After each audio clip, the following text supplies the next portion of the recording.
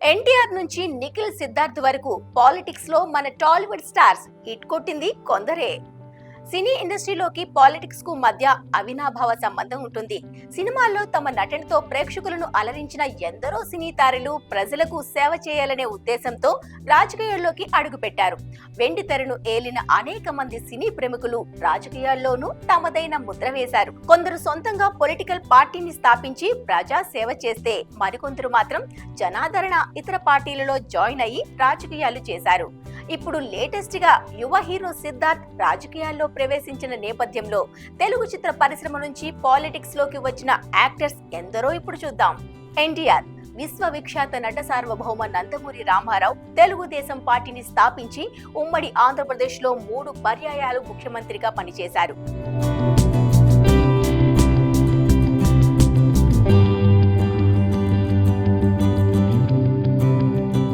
Super star Ghattamaneni Krishna Congress పార్టీలో చేరి Eluru parliament నియోజకవర్గం నుంచి పోటీ చేసి విజయం సాధించారు. రాజీవ్ గాంధీ మరణం అనంతరం రాజకీయాలకు దూరమయ్యారు.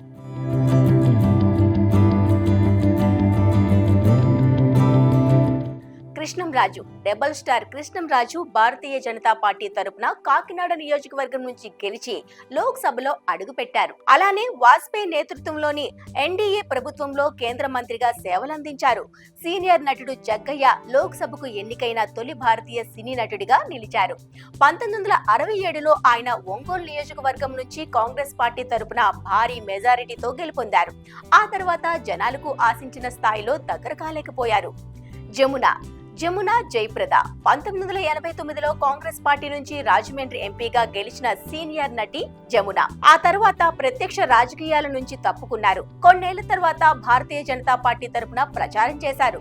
అలనాటి అందాల తార జయప్రద అప్పట్లో రామారావు నేతృత్వంలోని తెలుగుదేశం పార్టీలో చేరి చంద్రబాబు నాయుడు పాలనలో రాజ్యసభకు ఎంపికయ్యారు. అయితే పార్టీ నాయకులతో వచ్చిన విభేదాల కారణంగా టీడీపీకి రాజీనామా చేసి సమాజ్వాదీ పార్టీలో చేరారు. ఆంధ్ర నా జన్మభూమి కానీ ఉత్తరప్రదేశ్ నా కర్మభూమి అన్న నినాదంతో రాంపూర్ నియోజకవర్గం నుంచి లోక్ సభకు ఎన్నికయ్యారు. ప్రస్తుతం ఆమె బీజేపీలో ఉన్నారు. కానీ ఇప్పటికీ తనదైన ముద్ర వేసుకోలేదు. జయసుధ మరో సీనియర్ నటి జయసుధ కూడా రాజకీయ నాయకురాలిగా తన లక్ పరీక్షించుకున్నారు. వైఎస్ రాజశేఖర రెడ్డి హయాంలో కాంగ్రెస్ పార్టీ నుంచి ఆమె సికింద్రాబాద్ ఎమ్మెల్యేగా పనిచేశారు. ఆ తర్వాత టీడీపీ వైఎస్ఆర్సీపీ పార్టీలో చేరిన ఆమె గతేడాది బీజేపీలో జాయిన్ అయ్యారు. కానీ రాజకీయాలను శాసించే స్థాయికి ఇంకా ఎదగలేకపోయారు. విజయశాంతి 1998లో రాజకీయాల్లోకి వచ్చిన లేడీ సూపర్ స్టార్ విజయశాంతి మొదట భారతీయ జనతా పార్టీలో చేరారు. తెలంగాణ రాష్ట్ర సాధన లక్ష్యంగా 2005లో తల్లి తెలంగాణ పార్టీ ఏర్పాటు చేశారు. అనంతరం ఆ పార్టీని టీఆర్ఎస్ లో విలీనం చేసి మెదక్ పార్లమెంట్ స్థానం నుంచి ఎంపీగా గెలిచారు. పార్టీ వ్యతిరేక కార్యకలాపాలకు పాల్గొంటుందని ఆమెను టీఆర్ఎస్ పార్టీ నుంచి సస్పెండ్ చేయడంతో కాంగ్రెస్ పార్టీలో చేరారు.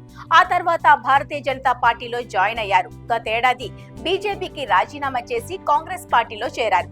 అప్పుడప్పుడు అకస్మాత్తుగా ప్రత్యక్షమై మాయమవుతూ ఉంటారు. అందుకే తనకంటూ ప్రత్యేకమైన గుర్తింపును సాధించుకోలేకపోయారు. మోహన్ బాబు డైలాగ్ కింగ్ మంచు మోహన్ బాబు టీడీపీ తరపున 1995 నుంచి 2001 వరకు రాజ్యసభ సభ్యుడిగా పనిచేశారు. ఎన్టీఆర్ మరణం తర్వాత రాజకీయాలకు దూరంగా ఉన్న విలక్షణ నటుడు. 2019లో వైఎస్ఆర్సీపీలో చేరి తనయుడు మంచు విష్ణుతో కలిసి వైఎస్ జగన్మోహన్ రెడ్డి ముఖ్యమంత్రిని చేయడానికి ప్రచారం చేశారు. అయితే ఇప్పుడు ఆయన పాలిటిక్స్ లో యాక్టివ్ గా ఉండడం లేదు. నరేష్ సీనియర్ నటుడు వికే నరేష్ కూడా రాజకీయాల్లోకి వచ్చారు. భారతీయ జనతా పార్టీ రాష్ట్ర ప్రధాన కార్యదర్శిగా పనిచేసిన ఆయన హిందూపురం పార్లమెంటు స్థానం నుంచి పోటీ చేసి ఓడిపోయారు.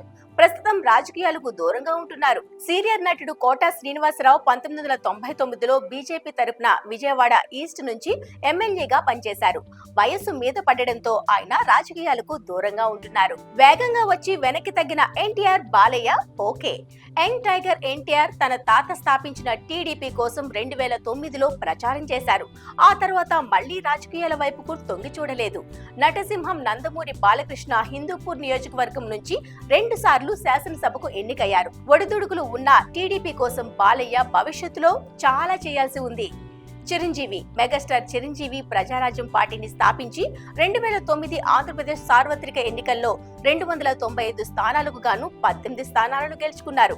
2 శాసనసభ నియోజకవర్గాల నుంచి పోటీ చేసిన చిరు తిరుపతి నుంచి గెలిచి పాలకొల్లులో ఓడిపోయారు. ఆ తర్వాత తన పార్టీని కాంగ్రెస్ పార్టీలో విలీనం చేసి రాజ్యసభ సభ్యత్వాన్ని పొందారు. కేంద్ర పర్యటన మంత్రిగా స్వతంత్ర హోదాలో విధులు నిర్వర్తించారు.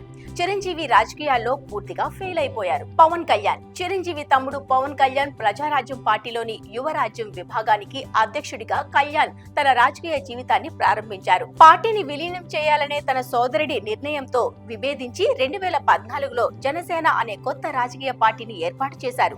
2019 ఎన్నికల్లో గాజువాక, భీమవరం నియోజకవర్గాల నుంచి పోటీ చేసిన పవర్ స్టార్ పవన్ కళ్యాణ్ 2 స్థానాల్లోనూ వైఎస్ఆర్ కాంగ్రెస్ పార్టీ అభ్యర్థుల చేతిలో ఓడిపోయారు. మరి వచ్చే ఎన్నికల్లో ఆయన పవర్ సాధిస్తారో లేదో వెయిట్ చేసి చూడాల్సిందే.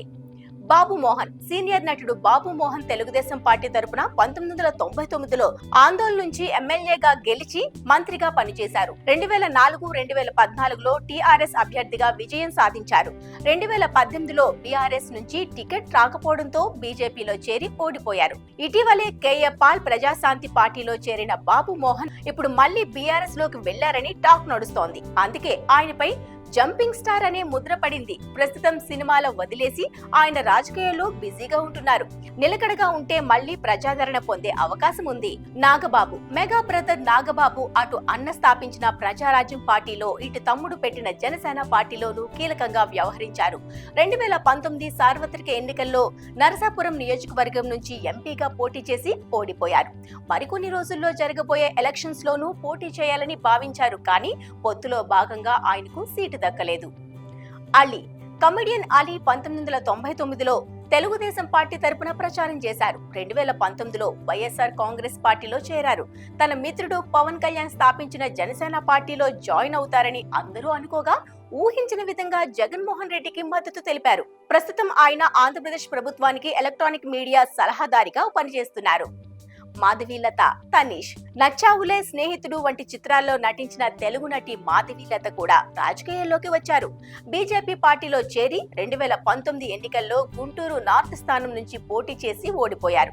టాలీవుడ్ యంగ్ హీరో తనీష్ వైఎస్ఆర్సీపీలో జాయిన్ అయ్యి గత ఎన్నికల్లో జగన్ కోసం ప్రచారం చేశారు. సినిమాల్లో సక్సెస్ అంతంత మాత్రమే ఉన్నా వీరు భవిష్యత్తులో రాజకీయాల్లో ఏ విధంగా ముందుకెళ్తారో చూడాల్సిందే. వీళ్ళు అంతే.